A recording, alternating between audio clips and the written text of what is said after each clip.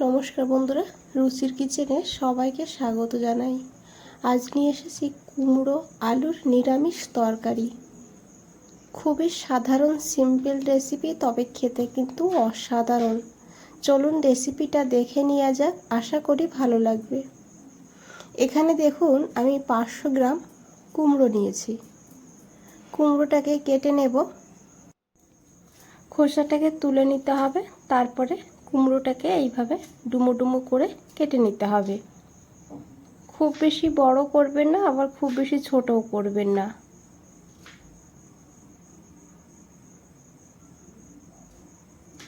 তো দেখুন কিভাবে আমি কুমড়োটাকে কেটেছি। অনেকে কুমড়ো খেতে চায় না, তবে এইভাবে রান্না করে দেখবেন, যারা খেতে চায় না তারাও খাবে। কুমড়োগুলোকে খুব ভালো করে ধুয়ে নিতে হবে। এখানে দেখুন আমি কুমড়ো সঙ্গে নিয়েছি আলু, দুটো মিডিয়াম সাইজের। আলুটাকেও কিন্তু কুমড়োর মতন করেই কেটে নিতে হবে। এদিকে একটা কড়াই বসিয়ে দিয়েছি। প্রথমে একটা ভাজা মশলা বানাবো। তো একটা কড়াইতে দিয়েছি একটা শুকনো লঙ্কা, দিয়েছি গোটা গরম মশলা, এলাচ, লবঙ্গ, দারচিনি। এখন এই মশলাটাকে একটু ভেজে নেব। যেহেতু এই মশলাগুলো ভাজতে একটু সময় লাগে, সেই কারণে প্রথমে আগে ভেজে নিতে হবে এইভাবে একটু। তারপরে এখানে দিতে হবে হাফ চামচ গোটা জিরা, আর হাফ চামচ দিয়েছি এখানে গোটা ধনিয়া।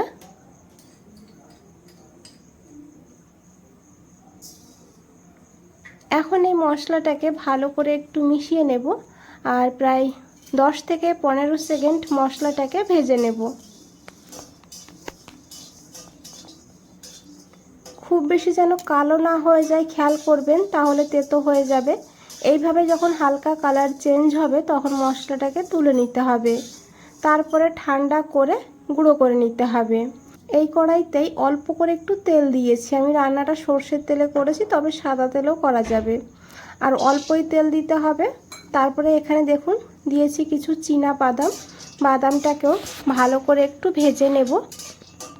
তেলের সঙ্গে বাদাম ভেজে নিলে খুব বেশি সময় লাগে না, তাই কিন্তু খুব তাড়াতাড়ি বাদামটা ভাজা হয়ে যাবে। আর বাদামটা ভাজা হয়ে গেলেই তুলে নিতে হবে। বাদাম যদি বেশি রকম ভাজা হয়ে যায় তখন কিন্তু তেতো হয়ে যায়, খেতে ভালো লাগে না। এইভাবে যখন হালকা কালার চেঞ্জ হবে তখন বাদামগুলোকে তুলে নিতে হবে।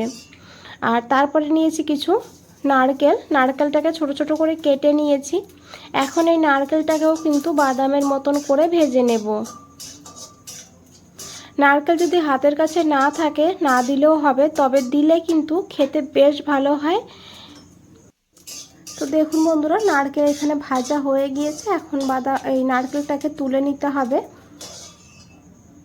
আর এই তেলের মধ্যে আরও 2 চামচ তেল দিয়েছি। তেলটাকে খুব ভালো করে গরম করে নিতে হবে। তারপরে এখানে দিতে হবে হাফ চামচ পাঁচফোড়ন। পাঁচফোড়নটা একটু ভাজা হয়ে গেলে দিয়ে দিতে হবে 2টো শুকনো লঙ্কা আর একটা তেজপাতা।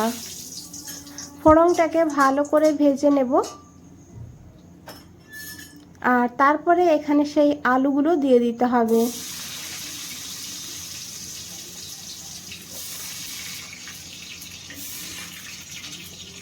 আর এই সঙ্গে কিন্তু কুমড়োটাও দিয়ে দিতে হবে।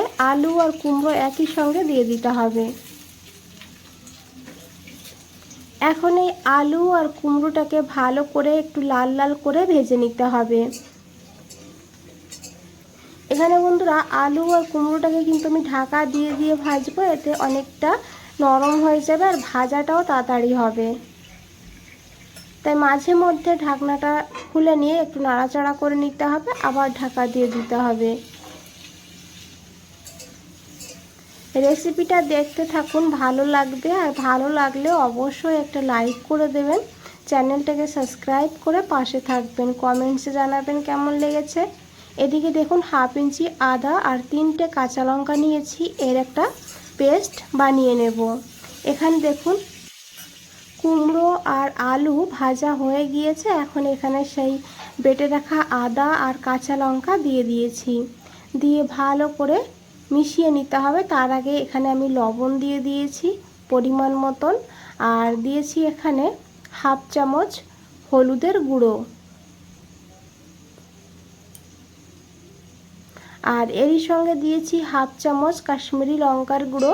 এতে কিন্তু কালারটা ভালো হবে, ঝাল হবে না। আপনারা দিতে না চাইলে নাও দিতে পারেন।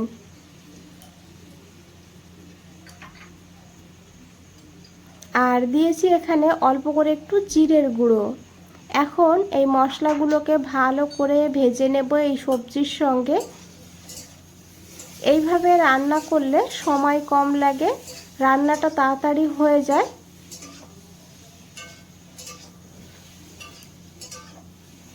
তো দেখুন 3-4 মিনিট এইভাবে আমি সবজির সঙ্গে মশলাটাকে ভেজে নিয়েছি। তো যেহেতু নিচেই লেগে লেগে যাচ্ছে সেই কারণে একটু জল দিয়ে দিয়েছি, দিয়ে ভালো করে এইভাবে মিশিয়ে নেব। তারপরে এখানে দেব টমেটো, একটা মিডিয়াম সাইজের। টমেটোটাকে দিয়েও কিন্তু খুব ভালো করে মিশিয়ে নিতে হবে। আর টমেটোটাকেও কিন্তু একটু কষিয়ে নিতে হবে, না হলে টমেটোর কাঁচা গন্ধ থেকে গেলে খেতে ভালো লাগবে না। ঢাকা দিয়ে লো ফ্লেমে 2 মিনিট রেখে দেব। 2 মিনিট পর ঢাকনাটা সরিয়ে নিয়েছি। এখন একবার খুব ভালো করে মিশিয়ে নিতে হবে। তো দেখুন মশলাটাও বেশ ভালোভাবে কষানো হয়ে গিয়েছে। এখন এখানে দিয়ে দিতে হবে পরিমাণ মতন জল। আপনারা যেমন ঝোল রাখবেন বা যেমন শুকনো শুকনো রান্না করবেন সেই বুঝে কিন্তু এখানে জলটা দেবেন।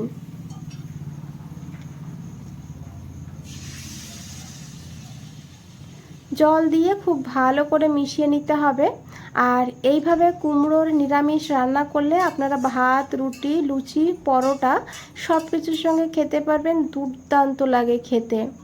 ঝোলটা ফুটতে শুরু করেছে। ঢাকা দিয়ে 5-6 মিনিট রান্না করে নিয়েছি। 6 মিনিট পর ঢাকনাটা সরিয়ে নিয়েছি।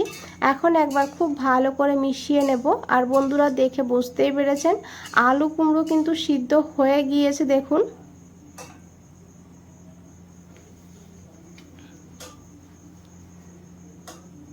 এখন এখানে 1 চামচ সেই ভাজা মশলা দিয়ে দিয়েছি।